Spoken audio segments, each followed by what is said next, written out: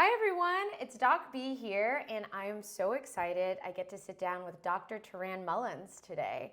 He is going to be talking to us about future trends in sport, and I'm super excited, specifically about U.S. soccer. So he's the VP of Inclusion and Engagement, and he's going to be telling us all about it. But before we begin, I just want to ask you some questions. Can you tell me a little bit about yourself, your hometown, where you grew up, your favorite teams, your hobbies, your education, just all that good stuff? Sure. Well, Dr. B, thanks for having me today. Of course. A little bit about myself. I'm from St. Louis, Missouri, born in the Midwest. I grew up in St. Louis, playing football, running track, was a average at best high school athlete, decided to go off to college and then pursue a career in education. Growing up, I enjoyed music, movies, hanging out with friends. Being from St. Louis, I'm definitely a St. Louis Cardinals fan. Okay. I love the St. Louis Rams before they were sold off to LA. But once a Ram, always a Ram. And then I would say recently becoming a fan of our MLS team, the St. Louis City. So all things St. Louis. Growing up, I did love the 49ers. Okay. They were my team. Being in the Midwest, rooted for the Bulls. So those were kind of my sports alliances. Love the Blues, just being a hometown hockey guy. Anything St. Louis, I have an affiliation or an affection and love for. Going through a higher education program really helped me learn that I wanted to work with students, right? And working with students became a passion. Being in the university setting, creating a department, being able to work with professors, being able to work with academics, but then changing lives, right? Mm-hmm. Being able to give people the opportunity to go to college became a passion of mine. During the pandemic, I was finishing my doc program, and I started to ask myself, what else did I want to do? Like, what are the other ways that I can serve? And sports and entertainment became something I was interested in. Thought about medical profession, thought about technology.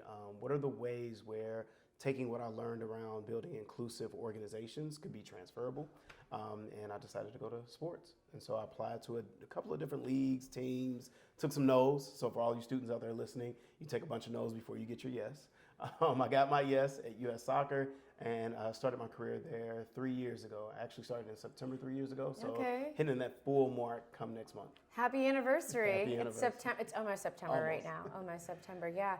No, that's awesome. And I think what I like most about your story is how you had these transferable skills with going and really being in academia the majority of your life. And then you were like, look, I can use these same skills and transfer them over to sport. Mm-hmm. Because sometimes we feel like, hey, we are focused on this one sport or this one career path, and we forget we do have transferable skills. So when I go through the resumes and stuff with the students, they're like, well, I've only been a server. And I'm like, only a server? How many people have you dealt with? Hospitality, customer service, and they have that in sports as well. So just really honing in on the skills that you have. As far as St. Louis goes, the only thing I know about St. Louis, I'm a big fan of Nellie and the St. Lunatics. Okay. And I do like your ribs. I'm a big St. Louis ribs person. But yeah, you Two of the many great things out of St. Louis, so nothing wrong with either one of those. Wonderful, wonderful. Okay, so you're currently the VP of Inclusion and Engagement at U.S. Soccer. What does that role entail, and what does your day-to-day look like? Okay, the role has been evolving. And so I'm the first one in the role, and we created the department in the role 3 years ago. Since then, my primary responsibility was internal employee engagement, building cultural competency, and an inclusive workforce. Okay. I've since then added learning and development to my portfolio, and we also have community engagement. So those are my three primary functional areas, but I also serve just as another leader on the team. And so being able to have a point of view and insight into certain things that we're dealing with, serving on different task force committees, just helping fill in the gaps. We recently relocated to Atlanta, and so when we were here, I was one of the first handful of employees that relocated, and so having boots on the ground to say in Atlanta, we were all being stretched and challenged to do things that we hadn't done before for the organization, but also going back and relying on some of my previous skills. I was able to do community work, do some engagement work, reach out to the higher education institutions and professors in the area and build some network and some contacts and get some assistance in how we create our presence here in Atlanta. We are so lucky to have them. You've been amazing, just connecting with all the universities and colleges, and I just love how open you are as far as, hey, this is what we're looking to do. come take a seat at the table, inviting the community in and being like, how do we make this work? This is our vision, but how do we put these things in place? And then also just shepherding our students and really making them feel welcome and invited, especially at the US Soccer Summit, which you invited us to last year. And I have so many students that still talk about that, and then some that made some connections that are really excited to move forward with their career plans. So we really appreciate all you do. Thank you. And shout out to you, because I mean, you did a lot in terms of getting the information out to the students, helping them get there, helping them be prepared in those moments. I think sometimes for students, it's just about exposure. You may not know exactly what you want to do, but you need to be in that space. Sometimes you know exactly what you're doing. You're making those connections so you can go do it. Yeah. And some are just being inspired. Absolutely, absolutely. And they actually have a case study competition coming up. So getting ready for that. Well, we're going to see how that works out. So the first one, so I'm getting the students ready for it. So we'll see how that goes. I'm sure they'll be fine. So how has the move from Chicago to Atlanta been, and what kind of opportunities were you all looking to explore here in the Atlanta area? Yeah, for the first time in U.S. soccer's history, we've been around since 1913, we'll own a blade of grass, which when you think about that in terms of like the sporting world, we've never owned our own facility. And so we've been a traveling show, as it means to go into a city, set up and play and compete, or to go to a campus or a location and train. And when you think about what we do with all of our 27 national teams, we need our own space so that they can train, they can have a place to call home. And then we have over 113 members. And so those members will also call the Arthur M. Blank National Training Facility home as well. And so some of the things that we've been able to do since being in Atlanta is work with the MLS team very closely. So the Atlanta United has been instrumental in helping us get settled into the area. We're being able to take advantage of Atlanta being a World Cup host city. And so FIFA and the engagement there and the engagement from the sporting entities here has been super supportive. And I would say that our overall community impact and engagement, we're looking to make that in Atlanta and in Georgia in general. U.S. Soccer is entering another phase of our development where we're leaning into that work a lot more. Very, very cool. And like I said, we're happy to have you. I can't wait to go tour the facility. And we have so much space in Georgia. It's awesome. And you all are in such a great location because they're shooting movies down there in Fayetteville. It's by Trillis, if you all don't know. So it's a little south of Hartsfield-Jackson, which is the world's busiest airport. So just kind of a direct line here. I mean, it makes so much sense really when you say it out loud, why you all moved here. So when we look at that, I mean, the international airport, I believe it's 220 acres. And so you think about a footprint that large that we were able to design and complete. I got a chance to go look at the facility last week. We have grass on most of our pitches. The senior national field is turf. The walls are up, and it looks like we're tracking to be on schedule. So we're excited to have you all come out next year and tour the facility and see it. Students as well, we'll try to create some opportunities for you all to come out and engage. Awesome, awesome. Okay, so you did mention the World Cup, which we are super pumped about. So we just came off the Club World Cup, and we're going into World Cup, which is next year in 2026. This is 2025, y'all. So what is your role, U.S. Soccer's role, as far as that? Because we're about to be on the main stage. How are we preparing for that? What's the goal of that? What does that look like? Yeah, so the runway for soccer over the next 10 years is amazing. You mentioned Club World Cup. We have the Olympics. You have CONCACAF. We also are the single bidder for the Women's World Cup in 31 as well, and a few other tournaments and things that we'll have in there.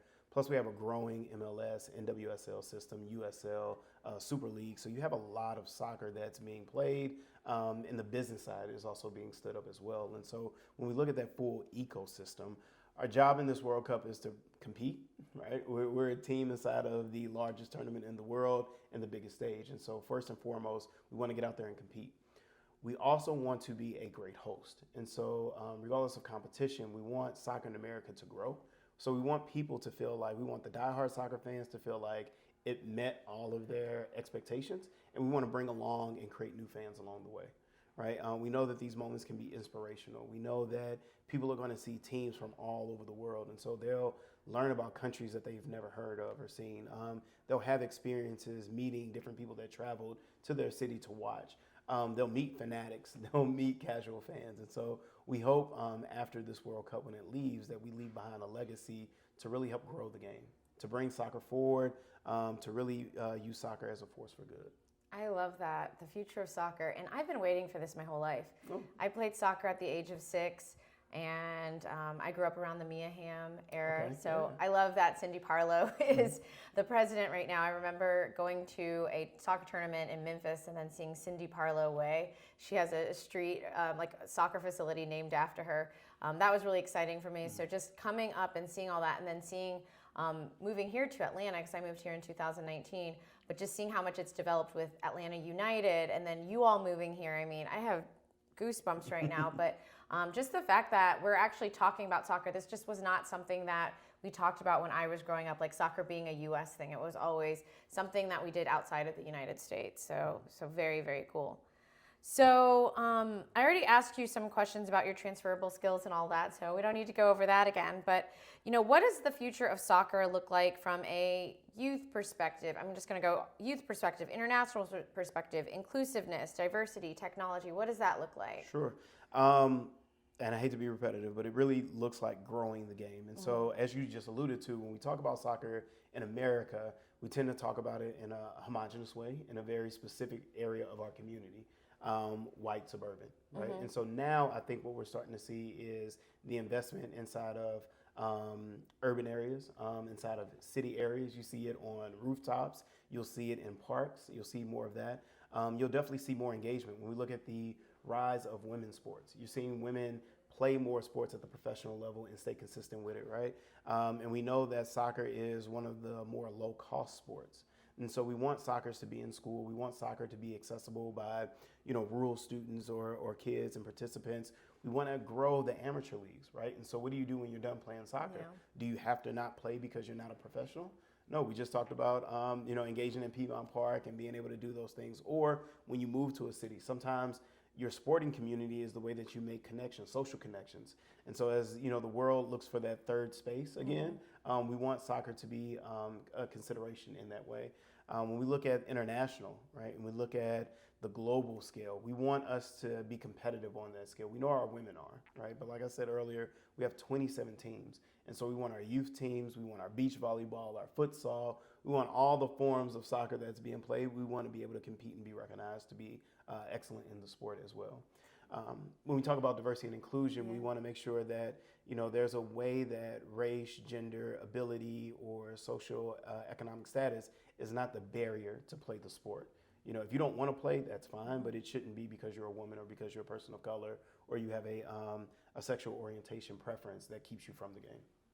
Yeah, absolutely. I just, me being as young as I am, because I know I'm so young right now, but I've had so many ankle injuries. I feel really thankful not to have had knee injuries, but even right now I have a debilitating ankle injury. So just the idea of going out and playing like an 11v11 match, I'm like, I can't do that. So the idea that you're growing this game, and then even when I was on vacation this summer, I'm not the best with hand-eye coordination either. I'm telling you guys all my bad things, but my foot-eye coordination. So just that foot volley aspect, like I hope that picks up. And so just creating these opportunities at every level, at every ability, to be inclusive of everyone. Whether you want to play soccer 1v1, with a net or on a table versus having 11v11. I love that, and that you're bringing it here to Atlanta. So very, very special. Very special. Yeah.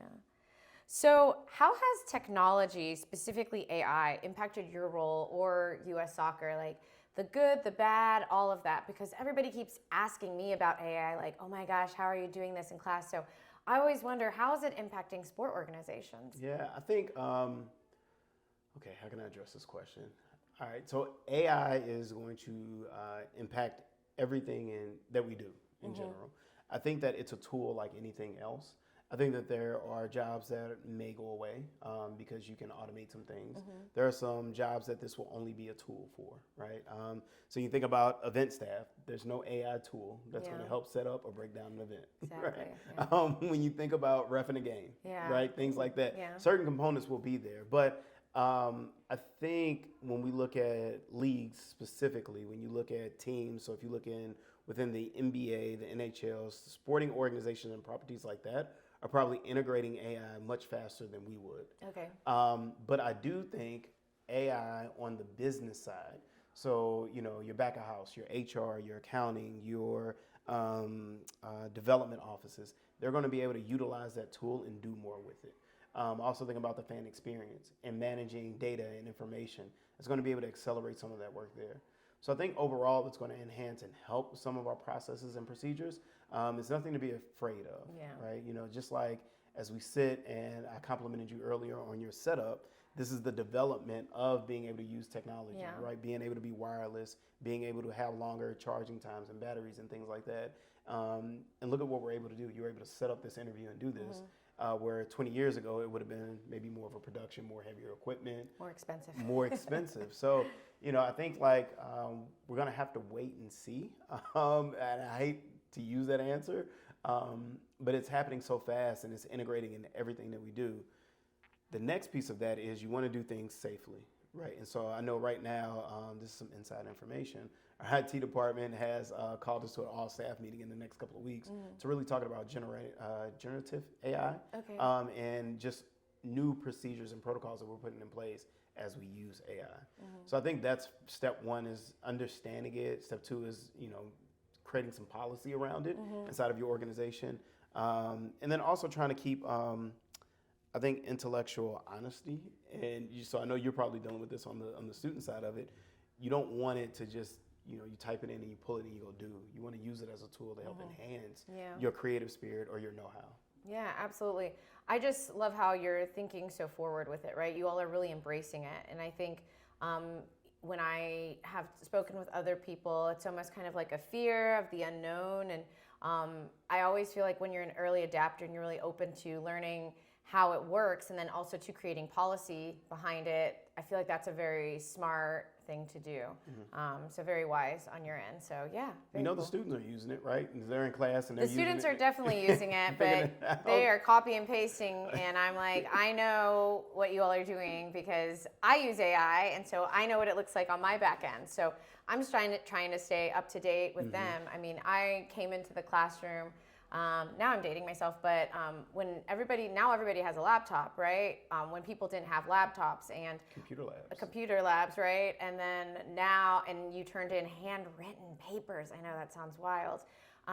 Now, as I've progressed through academia, we don't even take tests in the classroom because we're able to use technology where students can take tests and quizzes at home with any kind of accommodation that they need because they have a camera that can look at them while they're taking the test, and so you have all that academic honesty and integrity. So that creates more time for face-to-face interaction in the classroom where I don't have to waste doing a test or a quiz that day, which is awesome for me. But with that being said, you know, there are some instructors that are still a little, hey, we need a pen and paper, no laptops, they're distracting, but at the end of the day, you're not going to ever turn in a handwritten paper ever again, probably. A handwritten thank you note goes a long way.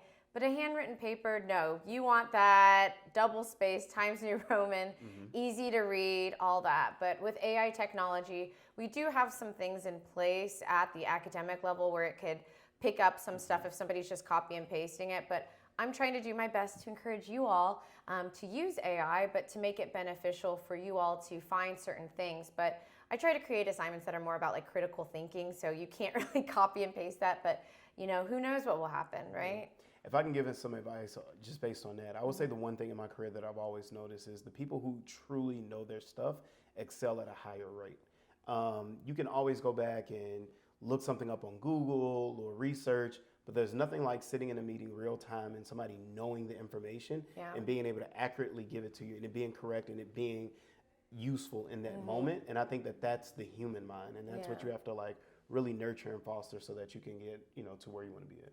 I definitely agree. I think that's why we like those TED Talks that people talk through, those podcasts that maybe are unedited, things like that, right? You get the real story right there where, oh, wow, this person really knows what they're talking about, so you could build that trust. So very, very insightful. So you've had a really cool journey. So I just really want to know, what's been the highlight so far?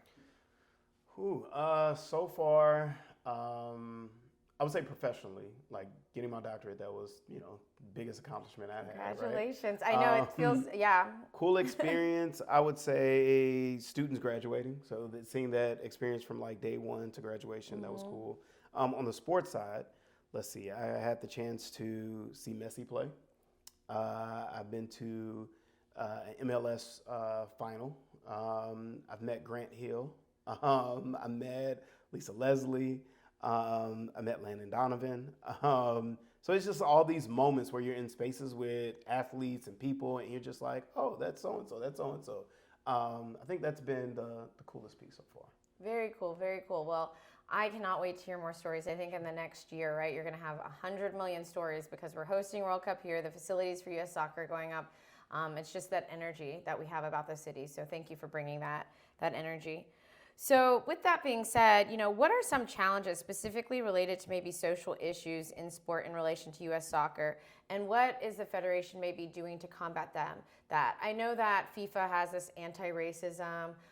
There are certain things that people are doing like fair play, right? Access to sport, all that. But what are some social issues just kind of based on your perspective? And, again, you're the VP right now for inclusion and engagement. So yeah, what are you guys doing to combat that? Sure.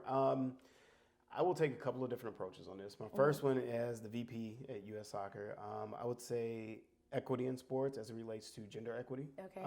And then also health and wellness in the women's game, right? And so we want to focus on,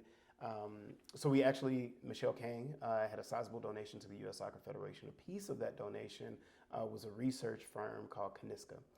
They're part of Soccer Forward now. And so we have about 12 to 14 researchers now that are really working on high performance sporting as it relates to women. And so I think as a social issue, we'll be able to contribute in that way. This other piece that we're working on is expanding the grassroots environment. And so really working with local communities on what resources do you need to actively stand up soccer programming. We're going to pilot a program in the South Bronx first through our Soccer Forward program. And so Soccer Forward is a separate 501c3 that we've set up to be our impact arm for U.S. soccer. So using soccer as a force for good, how do we create change in our communities? Those pillars will be based around the women's game, health and wellness, and creating communities of belonging. So really trying to reduce some of those barriers, but health and wellness, access to the game will be top of our list. Those are good tops. Right now, from a personal side, what I see is our immigration issues that are happening in the country. And so as you think about ICE and the National Guard and everything that's happening from D.C., what they're calling to happen in Chicago, how you've seen California, Texas, and Florida show up, I think that is a real impact on who plays the game, who comes to the game, who experiences the game, who enjoys the game.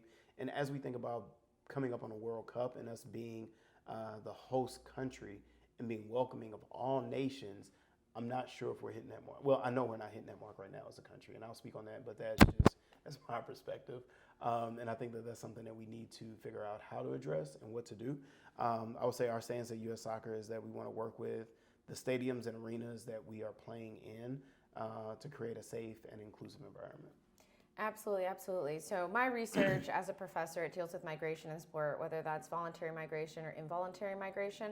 And then so I look at, players in sport migration. So one of the things I looked at is Brexit and how it affected teams in England, right? So you have a lot of international players that were in the EU, and then all of a sudden Brexit happened. And so how does that affect work visas? How does that affect the families? How does that affect the players and all that, and the fandom? How does that work? So, we're seeing those issues, and that's sport and politics, right? We try to say, we're going to keep this out of this and this out of this, and then what we realize is this is all one thing. So just having that united bid with Canada, the United States, and Mexico, sometimes we don't always get along with our neighbors, right? And so what do the visa issues look like there? And also, too, what you're saying about fans coming here, all that stuff. So those are definitely things you have to look at when you're thinking about hosting a sporting event in a country, any country that you choose. What does that look like? And then also, too, how do you predict that? Because when we got the World Cup bid, right, every 4 years we have a new election in this country, and every country's like that. They have new administration, new policies, new presidents, new senates, new congressmen, all of that. So no matter when you get the bid to host a mega sporting event like the World Cup or the Olympics, these are things you always have to take into consideration. So thank you for highlighting that. No problem. So I think your job is super cool, and I'm sure everybody else will too. So what skills should a college student acquire to prepare themselves for a role such as yours? And I know you were a communications major, so how did that kind of transfer in as well? I'm kind of double dipping with questions. Well, I think communication was a natural strength of mine, so I leaned into it. And so I would tell students, find your strength and then ask yourself, how can you improve it or enhance it? So written and verbal communications is something I've always just been passionate about.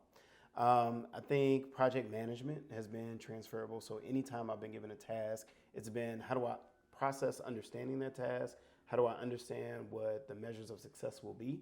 And then how do I get it across the finish line? And then how do I work with all of my stakeholders to keep them informed, keep them updated, and keep them engaged in delivering that task? So project management key.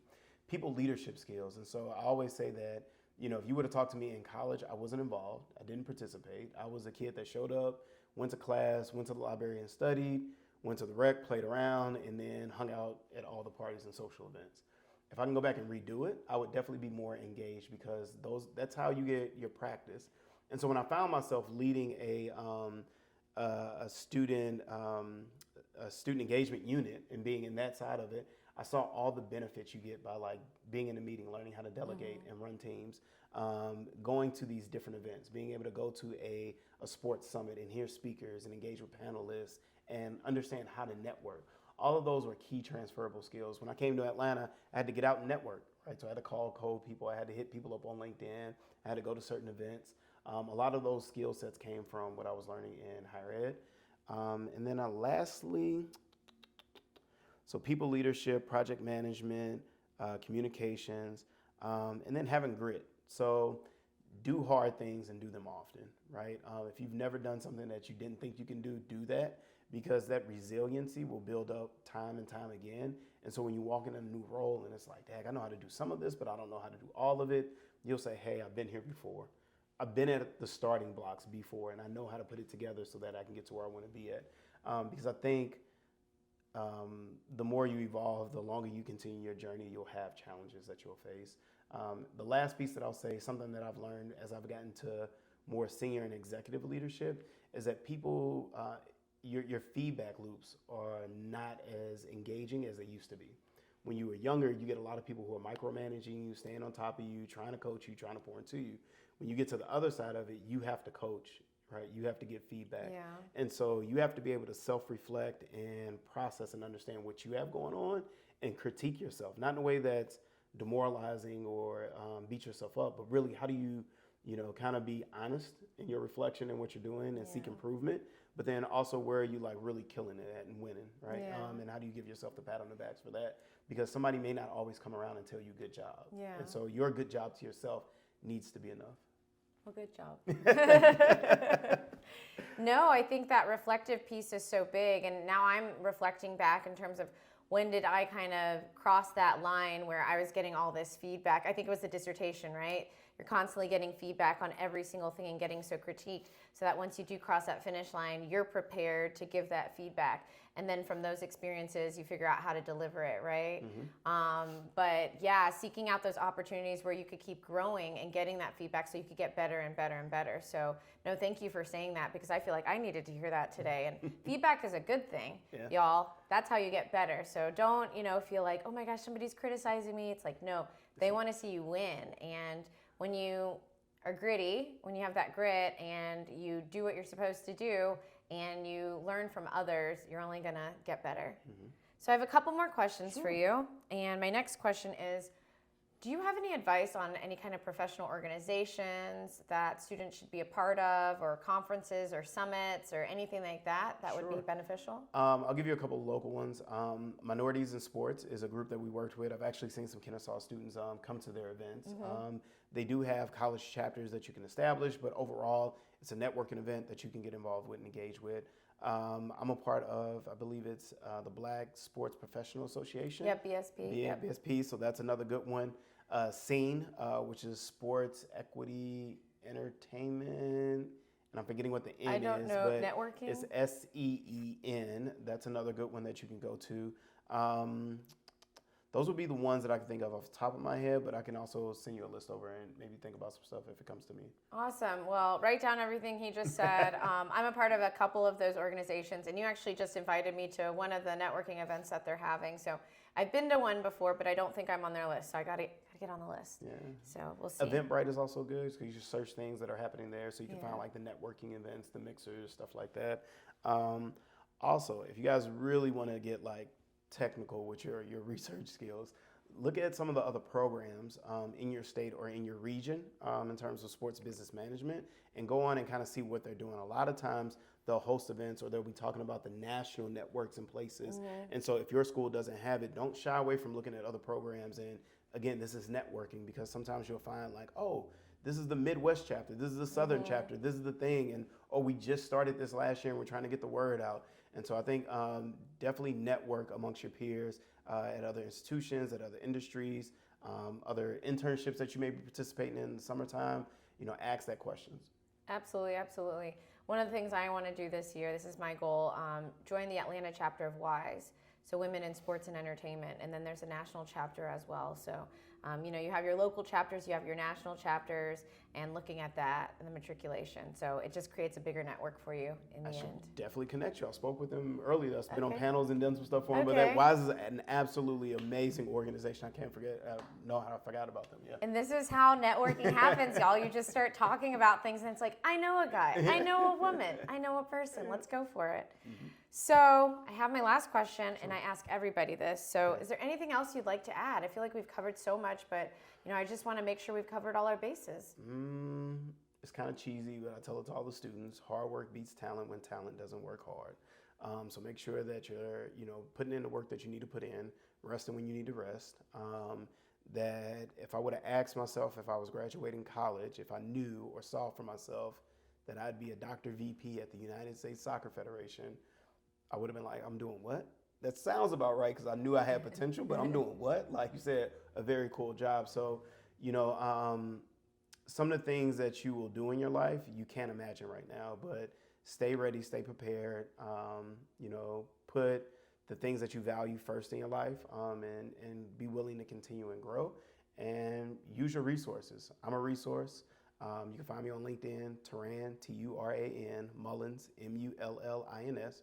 Shoot a note. If you're connected with Dr. B, I'll see that connection. Or just send me a message and say, hey, I'd love to chat, whatever it may be. I'm always game to help out students. Amazing. And you all definitely reach out. He's willing to share his knowledge. He's talked about some great conferences.